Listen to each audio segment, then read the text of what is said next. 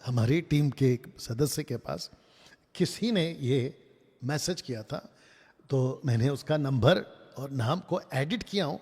बस उनका जो कन्वर्सेशन है हमारी टीम के साथ जो हुआ है उसकी जो है स्क्रीनशॉट रखा और उसको बड़े में कि उन्होंने क्या बात की है, ताकि आप भी पढ़ सकें और मैं आपको भी समझा सकूं। ये इसको ज़रा जवाब दे देते हैं।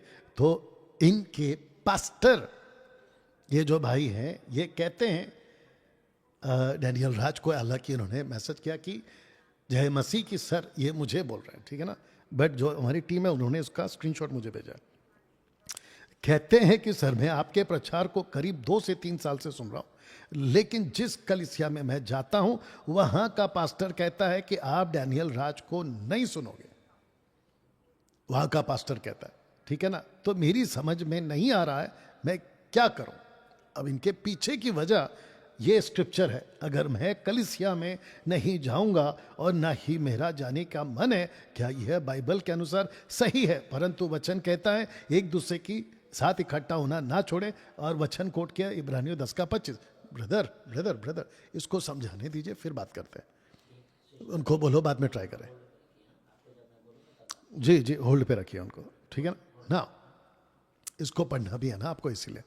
तो दोस्तों ये स्क्रीनशॉट आपके बीच में मैंने रखा हूं। तो ऐसा भी हो सकता है कि जो जेन्यून है, मतलब सच्चे हैं, और ऐसी बदतमीजी जो अभी इसने की, ऐसे लोग भी अपनी स्क्रीनशॉट के माध्यम से अपनी बात हम तक रख सकते हैं और मैं आपके लिए इसको पढ़ दिया करूंगा।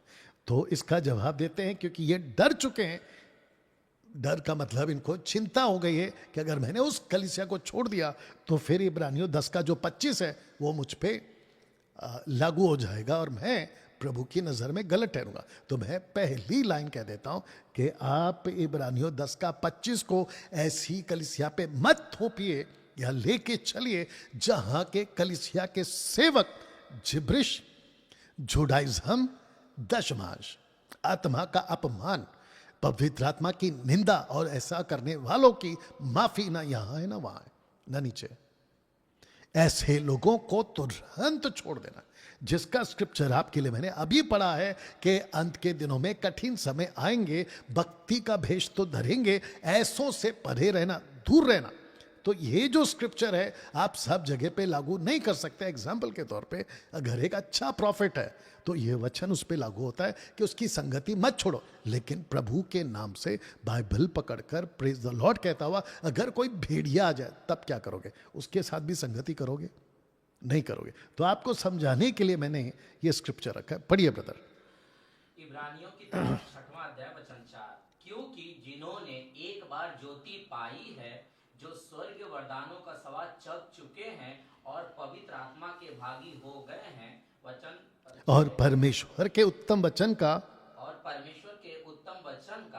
और आने वाले युग की सामर्थ का स्वाद चख चुके हैं। तो ये सेवक लोग हैं, ये ऐसे लोग हैं जो प्रभु का वचन प्रचार करते हैं। अब इनको पौलुस कह रहा है, पढ़िए।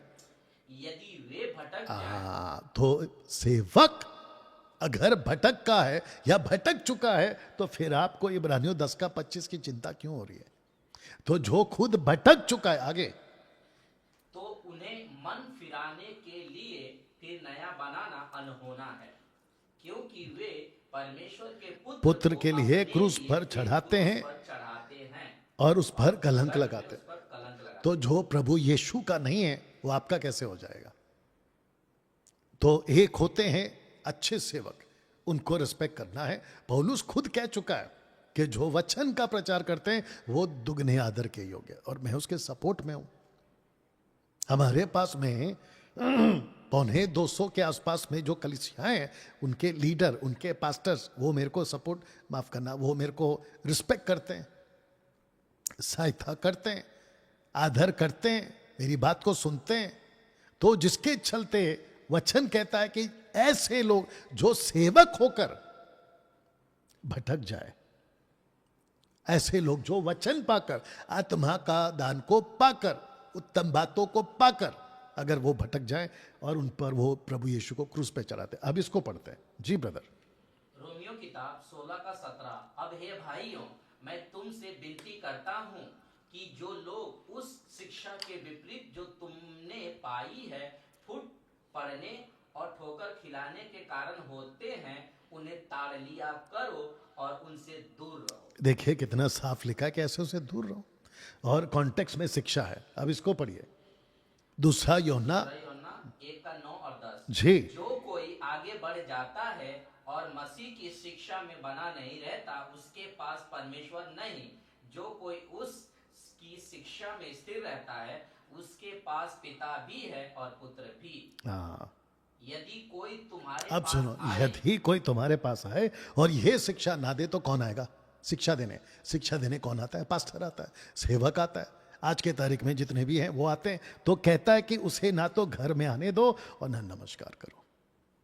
तो सारा खेल शिक्षा का है। अब इसको पढ़ लेते हैं, 1 तिमोथी 5:19 और 20।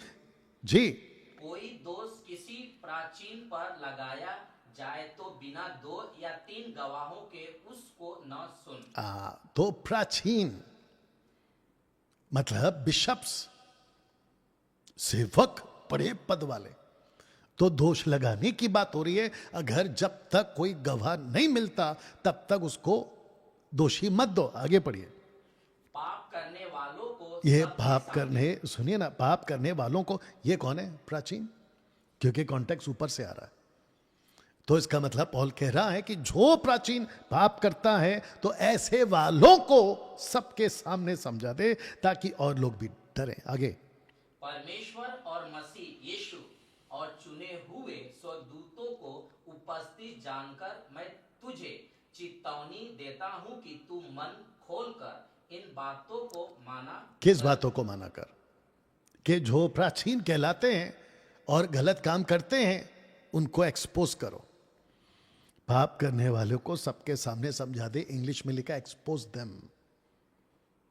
You understand? तो आपको डरना नहीं चाहिए। वापस पीछे जा रहा हूं, आपको इस वचन से नहीं डरना। तो जो भी भाई ने आज हमारी टीम को भेजा था नागपुर से, तो उन सबको, उस भाई को बताना चाहता हूं कि कोई चिंता की बात नहीं आपको। आप बिल्कुल, पेटू सेवक है, बिल्कुल छोड़ दो। दशमांश लेता है, तुरंत छोड़ दो। आत्मा का अपमान करता है, तुरंत छोड़ दो। जिब्रिश बात करता है, तुरंत छोड़ दो। बाइबल की बाहर की शिक्षा वाला, कौन से वचन से बात कर रहा हूं? अगर किसी को झगड़ा करना है ना, डिबेट करना है, तो आ जाओ। इस वचन के बेस पे कह रहा हूं। जिसके पास प्रभु की शिक्षा नहीं है उसके साथ ना तो खाना खाओ, ना उसको नमस्कार करो, ना उसके घर आओ या जाओ। चलिए, तो देख लीजिए।